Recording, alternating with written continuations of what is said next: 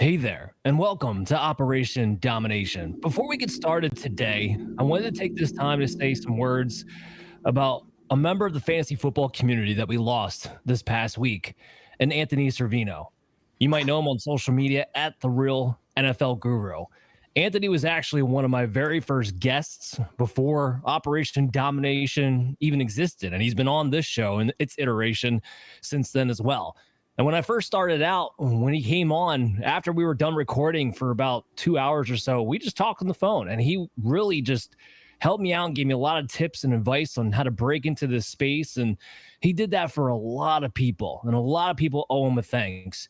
He was great at fantasy football content. He did a lot of NFL betting content. And if I know anything about Anthony Servino, he would want the show to go on. So if you want to help out, if you can go to the GoFundMe page, which is at The Real NFL Guru, and you're able to do so, please do. But this one is for you.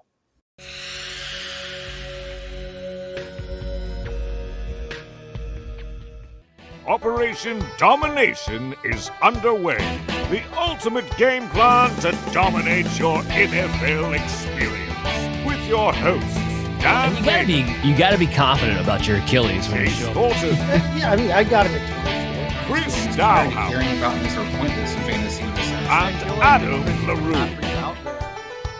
Don't hope to win. Be great and dominate. All right. Welcome into Operation Domination. Dan Mater, your host as always, joined here with Christy and Adam LaRue. Chase Thornton not in the building today, but it is okay. We'll get through without him somehow, some way. We're going to be talking about the NFL future bets with the upcoming season. I'm going to switch gears a little bit because this show does cover our bets as well as your fantasy football content. We're about the cha-ching. And we're going to hopefully get you some winners here today. Before we get into that, though, we actually had NFL news that we have to talk about right off the rip. We had J.K. Dobbins signing a one-year contract with the Denver Broncos, and Aaron Rodgers, after we pleaded last week to please sign so we didn't have to continue talking about him, signing a one-year contract with the Pittsburgh Steelers. So first off, J.K. Dobbins, Chris, does this move the needle for you at all when it comes to R.J. Harvey? It does move the needle for me for RJ Harvey and other backs as well. But I think one of the things that's coming out of the camp is that they aren't necessarily happy with what they're going into the backfield with. And we saw this last year with Javonte Williams. He had a role that he could play for J.K. Dobbins. Could be that Javonte Williams role they're talking about, using him on third downs, using his pass protection. We know RJ Harvey's a great runner. Had some questions about why his pass protection might keep him on the field. So we know rookies can kind of struggle with that. We know Estimate's been a guy talked up in this offseason, but hasn't necessarily delivered. So it's going to continue to be a rotation of backs. We know if anybody's going to ruin in our fantasy days and too many backs to choose from, it's Sean Payton. Well, and this is what I was a little bit worried about. Now, I love RJ Harvey, and I think sky's still the limit. I'm still going to have him as a top 24 running back. I still think he's going to be the lead guy. But I was worried about us seeing, annoyingly, an Aldrick Estime or a Tyler Beatty or a Jaleel McLaughlin.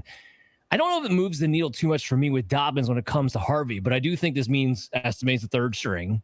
I do think this means either Jaleel McLaughlin or Tyler Beatty, one of them will not be on this team come week one. So that's where it moved the needle for me. But RJ Harvey was going to be a guy I wanted to get efficiency anyway, not necessarily 300 touches. So I'm not too concerned about this as far as where I already had him ranked. But Adam, let's dive into Aaron Rodgers with you. All right, he signs a one-year contract with the Pittsburgh Steelers. And now that's finally finalized. We no longer have to talk in hypotheticals. So what were your thoughts?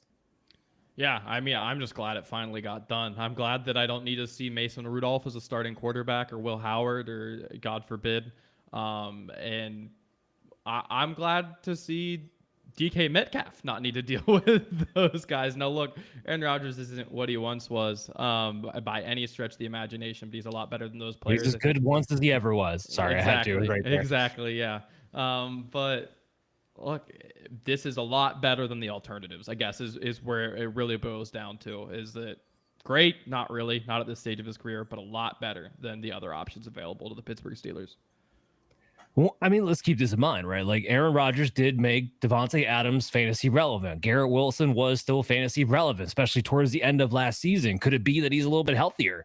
I mean, a lot of people were talking about, they were surprised by how good a shape he was in when he did report to OTAs in Pittsburgh. we'll have to see. I'm with you on the whole DK Metcalf thing. At least this gives the guy a fighting chance to be able to do something that we want to see, right? But here's what I do want. And when they do that mid-season Hard Knocks, I wanted to be on the Pittsburgh Steelers because I need to see behind the scenes Aaron Rodgers and Arthur Smith and how that dynamic, the two most egotistical guys I know in the same locker room. I got to see how that's going to work. I'm so intrigued. It could be really bad. It could be really good. I have no friggin' clue.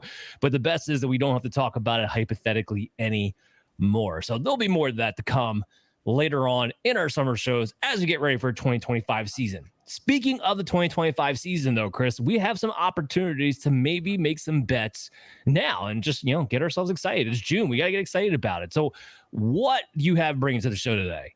Yeah, Dan, we do an excellent job, I think, week to week, bringing you guys bets during the season. And right now, I talked about last show, it's kind of that dead season. We're getting some news, we're getting a little bit OTAs, we're getting training camps, so some signings here or there. But you want to whet that appetite, and you want to make some money, and you want to dominate. So we're going to explain to how you can dominate some of these future bets. And we're going to start off with looking at the big picture, in a sense.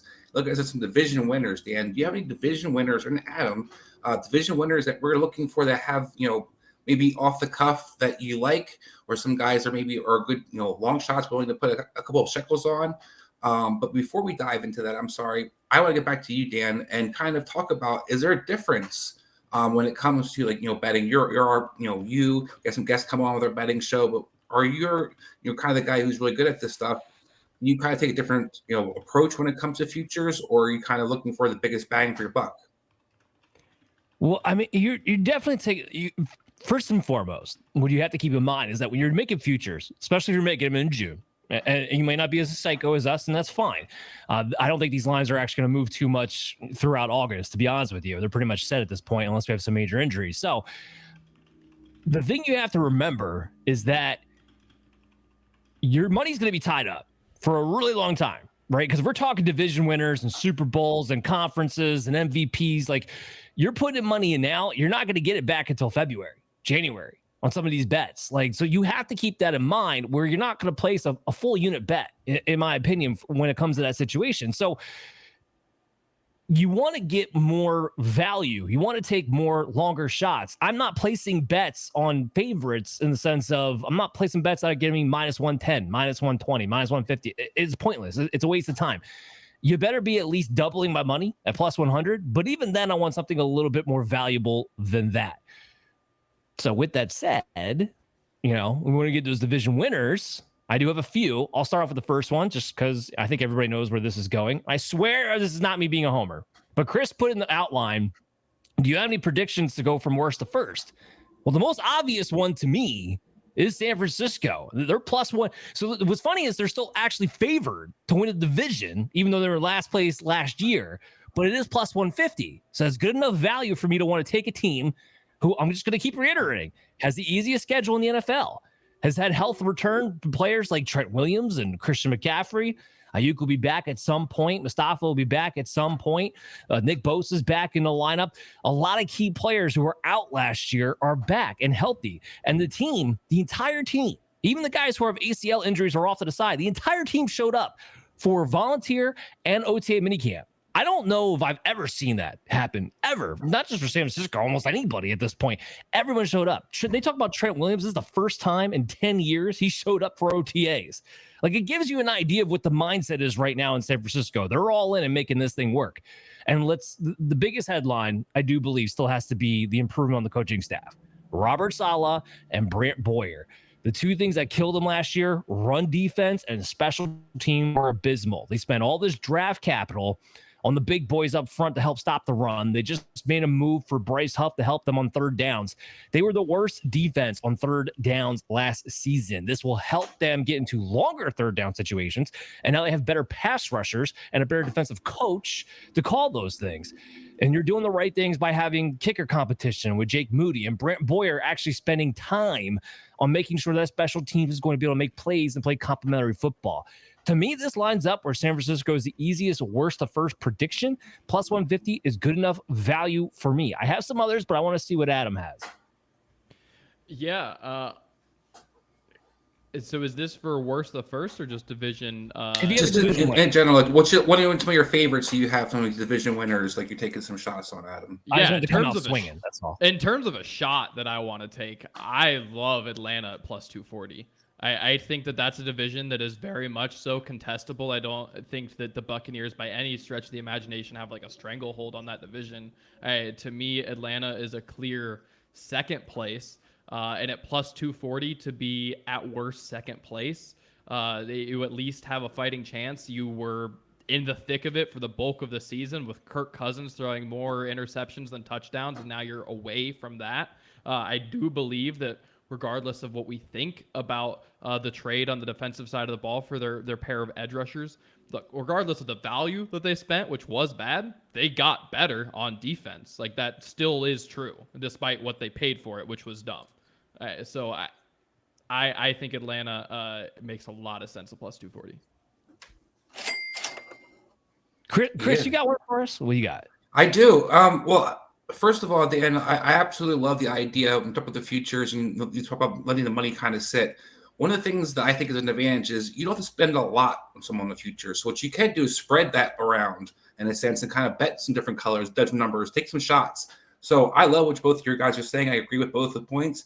I'm going to take a bigger shot, Dan. I'm going to stick in your division. While I love the 49ers, and I would probably throw a couple shekels on that. We'll get to them actually in a little bit for my side of the point of view for them. But excuse me.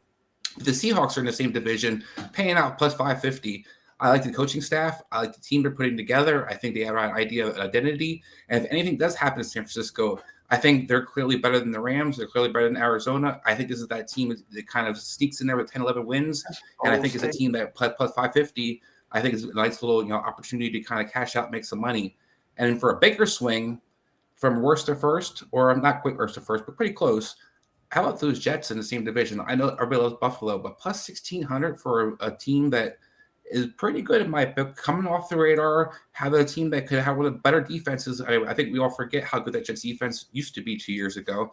If they get better coaching, better play overall, this could be a really good team. I love the offensive line they're putting out there, like the defensive line, how it's coming together. So when we look at the division, everybody's kind of happy about the Patriots. I'm not buying. Dolphins still struggling. I'm going to take a swing, plus 1,600 for the Jets.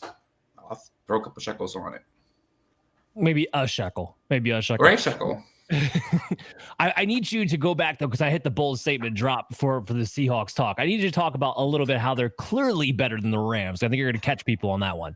Well, I think if you look at the, everybody's excited about Devontae Adams. I am too. We can't wait to see the Rams actually throw the ball. Matthew Stafford could be healthy. But how often has Matthew Stafford been healthy the last 2 years, number one? If he gets hurt, or he isn't healthy, we've seen how quickly this Rams team can crumble. Same thing at the receiving court. Devontae Adams isn't always the most healthy guy. Puka hasn't been the most healthy guy. So you got two receivers you're depending on that have a lot of injury issues. And then usually when you want to have that kind of situation, you want to depend on your defense. The Rams defense has not improved to me in any kind of capacity this offseason right now. I don't see how they upgrade the secondary. Maybe they still pull out Jalen Ramsey. I don't know. But I'm looking at a team that you could definitely attack on offense and you can score points versus a team I still think has to kind of address some offensive line issues. Like they had decent play last year, but not great offensive line in any capacity. So overall, I look at Seattle team, they're just adding pieces. They have depth. They got a little bit younger. They lost some of the older guys, Tyler Lockett, lost DK Metcalf, but they replaced it with a better coaching staff that's going to be able to utilize the players they have. And I think you have a team also in defense that has a lot more playmakers, Mike McDonald and his defense he likes to play. So I look at a defense that's better than the Rams clearly in my book. And I look at an offense that I think is ascending. It has multiple playmakers. Like if Darnold doesn't pan out, they could throw somebody else out there. They have options. Where I think if the Rams, like I said, Stafford gets hurt, Jimmy G, good luck. And if Sam Darnold gets hurt, who cares? Because Jalen Milroe is all we want anyway. No, I'm just kidding. But I do think the gap is closer than maybe people would realize between Seattle, really the whole division, to be honest with you, but Seattle and the Rams. And you could even throw the Cardinals in there to some degree, but then Drew Petzing comes in and screws it all up anyway. I do have another one to throw out here. This is especially for Adam. Dude, you want to talk about teams that have a big line that I think have a possibility? That could be the Colts. They're sitting at plus 380. And I kind of put in my notes here, I think the Anthony Richardson injury, the latest one, might be a blessing in disguise, because honestly, I think this team is better, and I can't believe I'm saying this, but I think this team is better if Daniel Jones is the starting quarterback for this team week 1, as far as getting the playmakers, especially Josh Downs and Michael Pittman in particular, more involved and having the offense run off of Jonathan Taylor, which is something they did to some degree last year. I do think we'll see more of that this season when Steichen tries to get that offensive line going. I think there's a real chance here. I mean, they're going to have the 20th ranked schedule, so they have a pretty easy schedule heading into this thing. The Houston Texans, there's things to like about the Houston Texans. There's no doubt about it, but that offensive line didn't get any better. If CJ Stroud continues to get killed, that could be interesting. And the Colts, for everything that was going wrong last season, we're still on their heels. Like, I don't think we should be ruling them out. I'm really impressed with the defense the Colts put together. This is a much better defense. I like Lou Anarumo as a hell of a lot better for your defensive coordinator. I like the moves they made for the pass rusher. He's got a defense that fits his type of scheme really well. I think the Colts, people are sleeping on because of the quarterback situation. They got all the other pieces. And if they just get competent quarterback play, I think this team could surprise some people and beat the Houston Texans for that division, especially at plus 380. Yeah, I mean, to that point, early on the season when they were healthy, like they played close games with the Texans, like who were pretty much the only competition, and that was with Richardson throwing like 45% against the Texans. So I definitely I think that could be kind of to your point with some of the other divisions closer than a lot of people realize. Does anybody else have another one that they want to throw out there? I mean, I'll throw this out there. I know we've been really positive about the Chiefs, and we should be. However, if you want to talk about playing the numbers, like we're talking about how what if Andy Reid coaches again and how he should and how that's going to be awesome and Mahomes should return to normal. We've been saying that for like 3 seasons now. What if none of it happens? And what if the Chargers, who were way ahead of schedule last season at plus and are now plus 200 to win the division, or plus 310 to win the division? Why can't they? Realistically, on paper, I'd take them as the better defense. So unless the offense steps up, like, I'm sorry. Like I think that they have a pretty decent shot. Oh, I love that.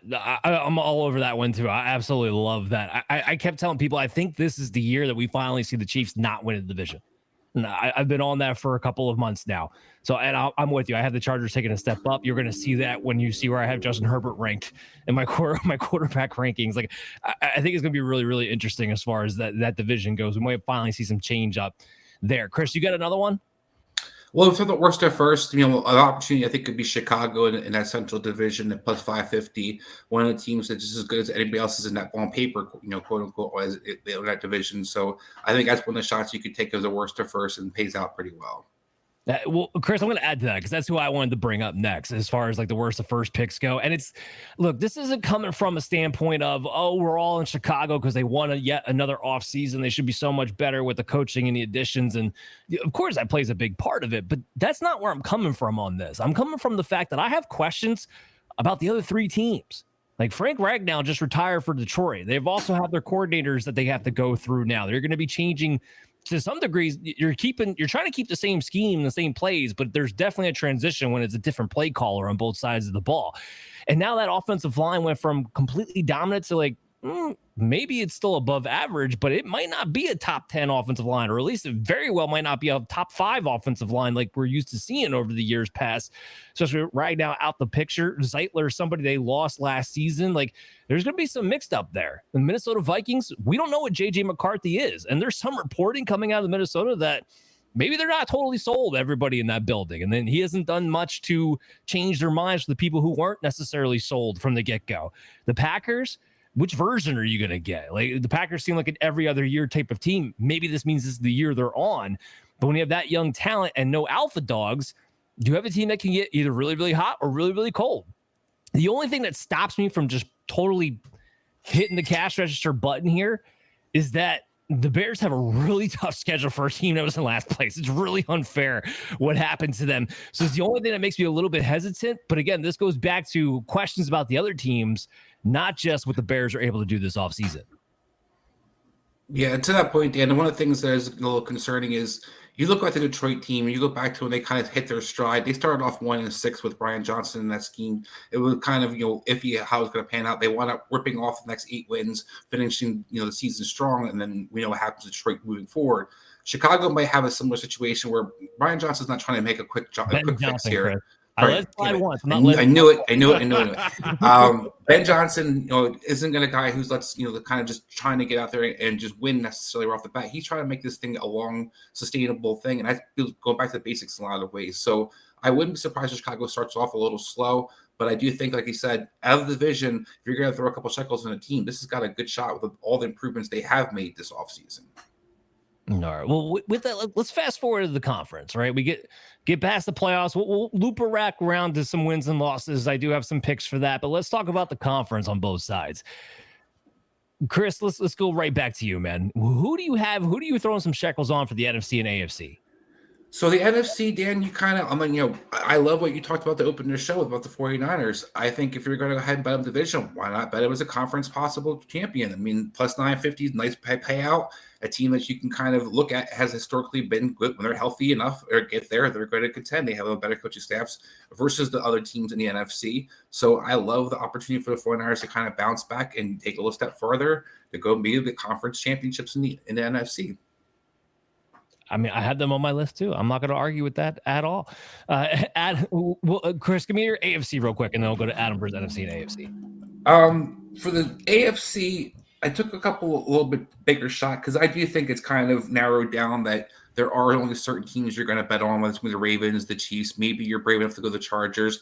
I figure if you're going to go balls to the wall, why not go with the Jets plus 11,000 payout. Like I said, I like this defense. I like what they have on both sides of the ball, and I think they can surprise people. We see what Minnesota was able to do when it kind of fits on both sides, and coaching staff has what they want in place. I think this Jets team has an identity, and I think they can surprise a lot of people. And like I said, if it pays out, I'm getting plus 11,000 on that. Did you just say the Jets win the conference? As my shot. Okay. All right. I said, I think this conference in AFC is a little more narrowed. If you're going to take the shots, take a big shot. And that's fair. That's going to bring me to a point later on. Adam, who you got for the NFC and AFC? So NFC, I'm going to be pretty boring and just kind of follow you to a degree. And I'm just going to go a step further on your 49ers and say, look, they were right in that conversation not that long ago. They were, I imagine, probably in this same tier in terms of value with the Eagles and Lions last year before the season. So realistically, the only reason that they're at plus 1,000 is because of their performance last season. They don't have to play their 2 wide receivers who weren't doing anything because of the money that they made. They don't have to do it because one's gone and one's hurt. So I think that they're going to be in a little bit better of a position, and hopefully Ayuk comes back healthy. And I'm willing to take that chance just given the value. I have a similar philosophy on the AFC as you, Chris, just in the sense of I'm going to go a little bit deeper because of just where the values lie. The couple teams that I think have the best shot. I could run back the Chargers, but that's a boring answer. But realistically, I will probably throw a couple dollars on the Chargers to win the AFC. But how about we talk about coaches remembering that they're able to coach and do things? The Dolphins were a great regular season team not that long ago. They're very recently an awesome regular season team. They could very well be the type of team that goes on an awesome run through the regular season, wins the conference, and then gets stomped in the divisional. Like, that feels so Dolphins and so Mike McDaniel. So listen, at plus 4,000, I think there's worse things to do with $5. It's fair. That is fair. Here's my problem with the Dolphins, and I thought I had another note on them somewhere, but I don't, so I'll just bring it up here. Did you guys hear about how they're talking about the focus is on Tua getting the ball out of his hands even faster? Yeah, they're like, is it even possible? I'm like, he already got out of his hands faster than anybody else did in the NFL last season. That's called handing the ball off. Yeah. Like, are you going to throw the ball more than 2 yards? What do you mean faster? Like, how, like, oh man. Yeah. So I don't know if Mike McDaniel is going to remember how to coach. That's kind of my point of why I bring that up. If that's really going to be the focus this year. But hey, $5, yes, there's worse things you can do with $5. So mine are kind of more top heavy. And this goes back to, okay, remember, your money's going to be tied up. All right. So it depends. It's up to you and your situation, whether you think it's worth holding on to. But you guys talk about the 49ers. That's one of the teams I had. I also just said, you know what? Betting on the Eagles at plus 300. When you look at the teams in the NFC, I see the Eagles and I see the Niners mostly because of their pathway and rejuvenated team. I don't see another team that sticks out to me as like, yeah, I think you have a real shot. Now, anything's going to happen in the NFL season. We all know this. But when I'm looking at the Commanders at plus 900, I'm not a fan. When I'm looking at the Lions at plus 475, I'm not a fan. The Packers, the Rams, the Bucks, the Minnesota Vikings. There's too many glaring holes with all those teams to make me feel like it's even worth betting on. The Eagles at 300 to repeat as conference championships. Yeah, that team, I mean, they look more. Besides that team is mostly back together, and it's a really talented. It was a really young team last year already to begin with. So I'm going to put plus 300. Hey, maybe I'll make a little bit of a bigger size bet. If you're okay with tying it up, go for it. On the AFC side, I'm sorry, I'm boring again, but I think this is the Bills' year, and I'm just going to piggyback this from the Bills at plus 350, and then go ahead and bet the Bills winning the Super Bowl at plus 700. This is a team right now that has a 24th ranked schedule. Just think about that. The Bills made great additions to their pass rush first and foremost. We're a first place team last year and have the 8th easiest schedule. Like, they have the 2nd easiest schedule of all the first place teams from last season. The only one that has an easier one is the Tampa Bay Bucks. They have, the 5th easiest schedule heading into this one. But with all the investments they made, I think they made them in the right places. When McDermott's at his best is when he has a pass rush that he doesn't have to think about blitzing. Okay, and just drop back his 7. That's when he's at his best. They did that this year. You have Espinoza like coming off the bench because you have Joey Bosa and all the other guys that you have. Like, it's a really good front four. I believe, especially with how Kansas City's offensive line is, and I think Kansas City is the only Achilles heel to the Buffalo Bills in this conference. I have them win the Super Bowl at plus 700 and at plus 350 win the conference as a result to that. I don't know. What are you guys' Super Bowl picks? Well, I'll jump in real quick on that point, though, Dan. One of the things I do like there is, if you're going to take an adventurous bet, if you're going to go for some like a bigger one like the Jets, like I said, if you have more of a sure thing that you feel confident in, it's okay to kind of cover yourself in a sense where you can bet on that and be able to more like, hey, if Buffalo pans out, I'm still going to good. And as Dan pointed out, you're still going to make some money off the favorite, picking both those things as the favorite. But if you also want to take the shot, you have that shot, but maybe you don't lose too much because you made it up from picking the favorite. But to the Super Bowl pick, I kind of talked about this and I'm beating the drum again, but the 49ers, Dan, like plus 2,100. Like I said, everybody kind of wrote this team off this offseason, and I'm not understanding why. Losing Banks didn't matter. They lost a bunch of guys who were already hurt. They replaced these guys before. It's not like they haven't had other safeties to replace or other corners they've replaced. What they needed to upgrade was another pass rusher. And they also needed to upgrade how they coached. And Dan talked about both those things were addressed in this offseason.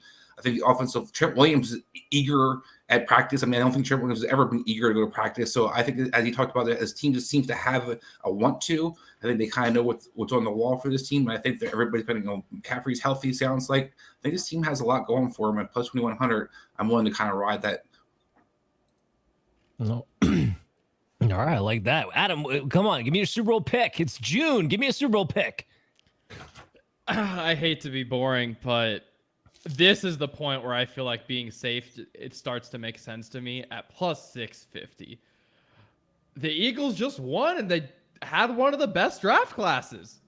Like, what am I supposed to do with that? They got Jihad Campbell at 31. Like, what do you want me to do? Like, tell you that I don't think they're going to win? I do. Like, I'd be lying. I'd be lying to you if I told you I don't think they're going to win. So that's just what makes sense to me. Like, everyone else, there's decent, 3-pointers that you can just shoot, I guess. But realistically, in terms of all the contenders, you look at the Bills, the Ravens, the Chiefs, the Lions, like the teams in that top tier, like, to me, it's not really close that the Eagles are the best team there. Like, I think that they are in a league of their own right now. So to be 50 points removed from the Bills is just outright silly to me, to be honest with you.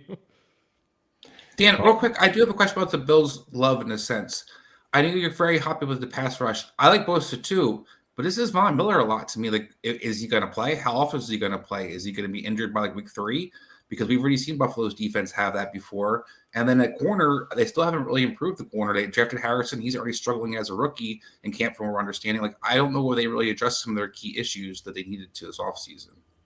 Well, corner wasn't a huge issue. Maxwell Harrison, I think, first of all, is a huge upgrade from what they had. I think he's going to be a shutdown corner right off the bat.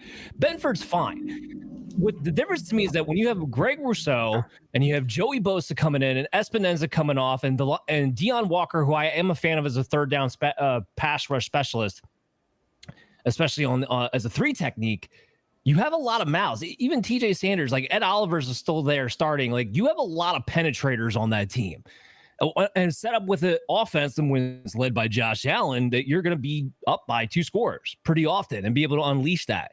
So I think it sets up really, really well. And this isn't Von Miller to me because Joey Bosa, yes, he gets injured too. He does a hell of a lot more than Von Miller does on the field when he's healthy. And I don't think the game plan is to ride Joey Bosa early in the season. I think that's why Espinoza is such a big deal, because you can manage his workload and make sure he's healthy for the playoffs, which is all you really care about.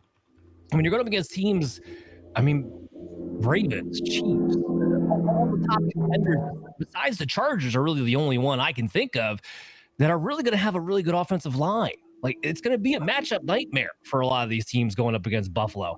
It feels like to me, now the Chiefs have blood in the water, it is the only Achilles heel to stop them. This seems like their year.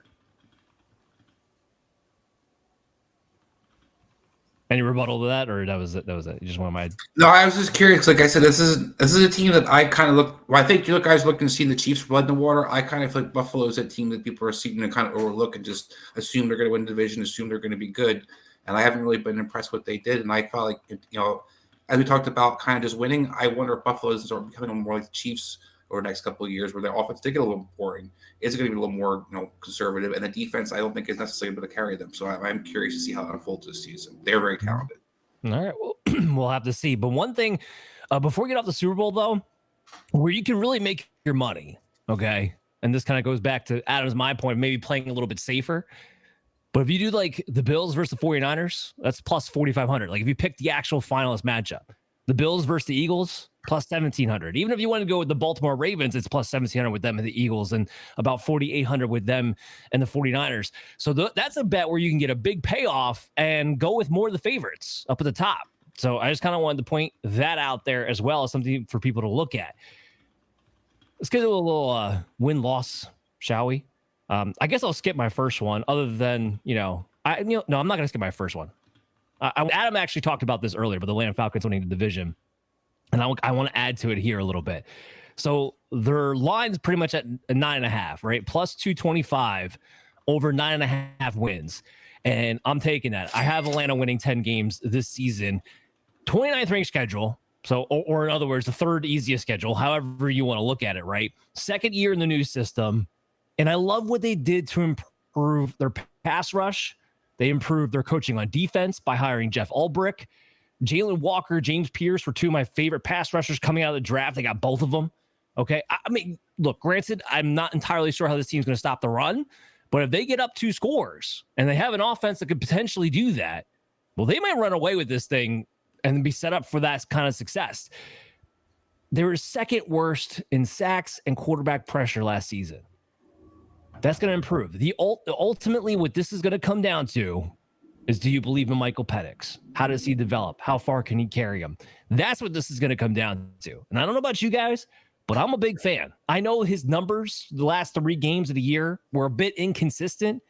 There's no question that offense took another pop when Penix was on the field compared to Kirk Cousins. All right. And this was almost a 500 team dealing with a shell of the form that we're used to seeing out of a Kirk Cousins offense. So I like the Atlanta Falcons a lot in this situation to go over 9.5 and plus 225. That's pretty good odds. You want to be real ballsy and pair it up with Adam's pick to have them win the division on top of it? You can get a pretty decent coin on a team that's got a real shot to do it. So I want to throw them out there. Anybody else got some wins and losses? I definitely love that one. That was one of the ones I had looked at and peeked out. But I've seen you beating the drum over and over again the same thing. But the Jets plus 7.5 I was wins. all in on the So Jets, man. I'm Destroy buying it. I'm buying. I like what they're putting together. I think it has an identity and it makes sense. I think they can surprise some teams with that, especially in that division. But I also, like I said, plus 7.5. I think this team could be at least a 500 team. So I'm the 7.5 to me. I'm taking the over on that. The rest of them, there's some other ones that are interesting to me, but I have to see the great payouts necessarily. But I did like the Atlanta one was the other one that popped out to me. I don't think I've ever heard a non-Jets fan be as in on that team as you are. I just want to point that out. Adam, you got any win-losses for me that you really love? Win-losses is a little tougher. Do one of you have any more that you want to talk about? Yes, I do. I do have more. Don't worry. I have two more actually. So one, and this is just because I'm going to plant my flag on it because I'm going to be fighting the good fight. I got under 9.5 at plus 105 for Washington. All right. I'm not buying the whole this team is going to be the emerging team, the superstar team. Jaden Daniels is a nice player. This isn't a knock against him necessarily, but they have an 8th ranked schedule. Okay, 8th hardest schedule. Make sure we're being clear here. Their projected implied win total is 9.3. So even Vegas is telling you they got a little bit under that 9.5 to begin with. Their keys to this team being better than what it was last season revolve around Deebo Samuel, Laramie Tunsil, Marshawn Lattimore. Like they need 3 guys with extensive injury histories. All 3 of them have questions about how good are you even anymore. All 3 have questions about are they cooked. That's going to have to be the cornerstones of each of those rooms. Deebo for the wide receiver room, Laramie Tunsil for the offensive line room, Marshawn Lattimore. And if they don't hit, which is decent, like I'm okay taking a shot on one of those type of players, but 3 to be cornerstones, you're taking a big risk. And Cliff Kingsbury doesn't get better with time. Dan Quinn doesn't get better with time. This is a roster that overachieved last season as it was. I like Jaden Daniels, but I still think this guy is injury prone with his build. Whether I'm right or wrong, it's something I'm still concerned about. I don't see the Washington Commanders playing up to people's expectations. So I have the under 9.5 on that one. I absolutely love that one, Dan. And great takes. Look, it's not just, what they have, those guys you talked about 3, that's huge pieces. They haven't addressed their Achilles heel defensive line. When has Dan Quinn ever done well without a good defensive line? And they don't have a good pass rusher. I don't know what they have stopping the run because they traded most of their guys away in the last 2 years. They used to have a good defensive tackle tandem. We don't know what they really are moving forward. So I think this defense has got all kinds of questions for an offense that has some talent, but it isn't like a killer talent team. This isn't talking about Cincinnati kind of weapons they have on the outside. And will Terry McLaurin even show up anytime soon? So this is a lot of things that go wrong in Washington. I like that bet. No, so and one, I'll hit the cash register on that one, so we'll lock that one in. And the other one I just wanted to throw out there, since I'm on the Bills already, the way Chris is on the Jets, except my team's actually favored to do it, but that's besides the point. Bills over 13.5 wins. Okay, and so I have them winning the Super Bowl. I have them get number 1 seed. There's a good chance if they get the number 1 seed, they're getting the 14 wins. And when I look at that schedule, they could easily sweep the division. Well, they're a favorite in every game, Dan, I believe. In every game, they're the first team that's a favorite in every single game this season. Absolutely, because of what there's, again, great schedule for a team that's already stacked and was already in first place with Josh. As long as Josh Allen stays healthy, this team could get to 14 wins. It's plus 270. I like that for a team that I'm already in on to begin with. All right, so that wrapped it up for me when it comes to the win-losses. Let's talk a little awards here, people. A little award ceremony. I guess we should probably start off with the rookies. Adam, do you have any defensive or offensive rookie of the year bets loaded up? Yeah, I do have. Well, I had been, and it still may not be the worst. I had been sprinkling on RJ Harvey prior to Dobbins, which is painful. But otherwise, I do think there's some good values in both discussions. I'm taking a look. I still love Mike Green. He was very high on my list for me as a prospect. I know he had some big character issues coming out, and that hurt him quite a bit. But both him and James Pierce Jr. are guys that I think will get sacks at the NFL level and ultimately There's two things that I guarantee you just win awards, and it's passing touchdowns and sacks. If you get a bunch of sacks, you are the default to win the award. You get a bunch of passing touchdowns, you are the default to win the award. You break 15 sacks, you're getting the award. I think these are guys with the talent to do it in defenses where they're not necessarily being completely like, okay, we just block this guy and we win. Like they're in situations where they're not necessarily like the only player. So I think these are guys that are in situations where they can compete for their values at both over plus 1,000. I think Mike Green at plus 1,200 and James Pierce at plus 1,600. Oh yeah, I absolutely love that. So I was going to say this, but the defensive rookie award is, first of all, I think it's much more open than the offensive rookie award is, and I will probably get into that in a second, because right now Abdul Carter is by far the favorite to win defensive rookie at plus 250. I'm here to tell you guys, there's zero chance Abdul Carter wins defensive rookie of the year, because they're going to ask him to play linebacker. Penn State literally moved him from linebacker to defensive end because he wasn't cutting it at Penn State. I don't know what makes them think they're going to cut it in the NFL. And you have Brian Burns on the other side. So it's not like it's a linebacker, but really he's a pass rusher every play. Like, no, that's not really going to be the case. Like, he's going to actually be asked to play linebacker. I think that's a mistake. So the defensive rookie of the year, Adam, to your point, I'm looking at values. I'll name James Pierce's teammate, Jalen Walker, at plus 1,000. I like that one quite a bit. Talk about a guy who get 15 sacks. I'm right there on him. And then the other guy, plus 2,800, Will Johnson, interceptions, passing touchdowns. He's going to be the starter right off the bat for the Arizona Cardinals on a division that throws the ball a hell of a lot. He's going to be put to the test. I think he's really good. And that was one of the big steals of the draft, is when the Cardinals got him in the second round. $2,800. I like that a lot between those two. Chris, what do you got for defensive rookie? You guys stole both the ones I really like a lot. So, but the one I maybe threw out there, I don't have the odds in front of me right now, but I think Xavier Watts is another guy that jumps out for me. Talk about interceptions, talk about those pass rushers you're going to have in Atlanta, have Bates next to you. It's an opportunity for this guy who is a classic ball hawk who had 14 interceptions over two seasons while he was in college in Notre Dame. I think Xavier Watts might be a guy to kind of keep in mind that you look for if he has good odds. I think it was like plus 3,600 or something like that. Yeah, I'm trying to pull it up right now. But what I do have it from me, Dan, and you're pulling that up. My rookie of the year for offense. I think there's obviously the favorites like Genty and people like that, or Cam Ward. But if you're going to take a shot, two guys I think you could take a shot on: Caleb Johnson plus 3,000 for Pittsburgh.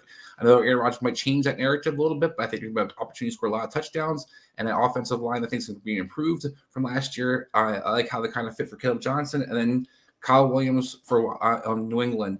Look, this guy is a guy who kind of lighting it up for fantasy purposes. We love this guy opportunity moving forward as what he could do for the New England team. Why not for rookie of the year? If he comes out and lights it up, he's got the opportunity to do it. I love Drake May this year, so I think this is a guy at plus 7,000. I'm going to throw a shekel or two at. Yeah, I like that. I just put down Ashton Genty. I'm not willing to bet anybody else because I don't think it's going to be anybody else. I think the only way Ashton Genty does. But I think that happened last year, Dan. That's why I said I think it's important to kind of remember that it's not always the favorite. No, it's not always the favorite. Sure, I got him. The clear favorite. I was going to say I was also on the Caleb Johnson one when I was looking at offense, just in the sense that because Aaron Rodgers is there, that is a team that we're going to talk about all damn season long. Like, that's just the reality. Like, they're going to be in the spotlight, and if they have comparable stats and everything goes well, then he absolutely has a shot. Like, they're going to have more eyes than the Raiders, I think. So if the stats are comparable, he could do it. Yeah, it'll be interesting. I just think Ashton Genty's by far the best offensive player, and he's going to get the volume right off the bat. And while I don't trust Chip Kelly, I do trust him to use the running back. So I'm just not willing to go anywhere else. Not that what you're saying isn't some nice dart throws. Chris, Xavier Watts. So if you want to go him, he's plus 10,000. 10,000. Yeah, I knew it was a pretty high one. So, yeah, that's definitely one I'll throw a few shekels on, because I'm with you, especially with Raheem Morris in that Atlanta backfield. That's the secondary player who could get some turnovers and could actually pay off. So I like that one quite a bit for a dart throw. All right, let's move to – so we moved to rookies. So let's move to defensive player and offensive player of the year. Chris, I'm going to go right back to you. Who are you interested in taking a shot on a defensive player of the year? So defensive player of the year, and this is, they talked about defense. This is one of my favorites, Dan, because it's so wide open. I think there's so many opportunities, but usually leaning towards a defensive lineman for the most part, because it seems to kind of be the ones that have won recently. You need those kind of sacks to kind of do it for yourself. So I have two for you. For a guy who I think fits that mold could be Bosa. We talked about 49ers kind of resurgence. Why can't Bosa plus 1,600 be one part of that? I think if he's healthy, he's one of the most dominant defensive linemen out there. We talk about Myles Garrett, talk about other guys out there. Well, Bosa to me is one of those guys who is one of the best. It's just as good as watch, as good as anybody else you talk about. And a team that thinks improved, I like Joey Bosa's opportunity to win Defensive Player of the Year. Nick Bosa, but but damn it. Thank you. He keeps doing it. The one thing I will say, what Nick Bosa has been held back by since he's won Defensive Player of the Year, remember, he's already won that award a couple years ago, is that he hasn't been able to get in a situation where he's been able to get one-on-ones. He should have that opportunity this year. So I do like that pick. And Chris, to your overall point, because I wanted to point this out, it usually is a defensive lineman. I mean, last year it was Patrick Surtain. I get that. But that was the first time in 5 years that it wasn't a pass rusher. Like, it's usually going to be a pass rusher because of the impact they make on the game. So Max Crosby at plus 1,600, who's the heart and soul of that Raiders defense, and could easily get 15 to 20 sacks in a single season. Especially, I like him in Pete Carroll's scheme. Okay, I don't know how great talented the Raiders defense is going to be, but I like the scheme for Max Crosby. I think they'll have an identity and something to work around. That MVPs, like, I know defensive players don't get MVPs. Is there anybody who's more of an MVP for his defense than Max Crosby right now? I don't think there is. So I think it gives him a really great shot at winning Defensive Player of the Year. Adam, you got one? Yeah, let me throw you a really similar situation in a lot of ways, and that's Trey Hendrickson. 17 and a half sacks back-to-back seasons. For the UFL? Because when he doesn't sign his contract with the Cincinnati Bengals. Well, I was going to say, if he is, and I'm going to be careful with my language here, there's a word that I'd love to say, but if he is irked with his team,